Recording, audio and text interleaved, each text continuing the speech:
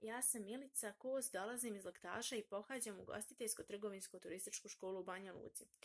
Protekle godine moj razred je u sklopu projekta Ja građanin radio temu poboljšanje uslova praktične nastave za turističke tehničare, u čemu smo djelimično uspjeli te smo bili pobjednici na školskom takmičenju. Dok smo jednom drugom odjeljenju pomogli u ostvarenju projekta, odnosno ostvarenju ideje, poboljšanje uslova u našoj školi jer je objekat škole u katastrofalnom stanju. Šta smo naučili iz ovog?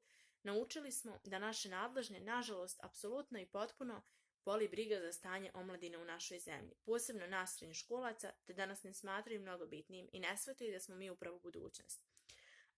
Šta smo uradili i promijenili u svojoj sredini? Uspjeli smo okupiti preko 300 srednjoškolaca na jedno mjesto gdje smo organizovali mirne proteste kojima smo dobili sredstva za poboljšanje jedne od srednjih škola. Nadam se da će ih biti više i također se nadam da ćemo se vidjeti u Neumu.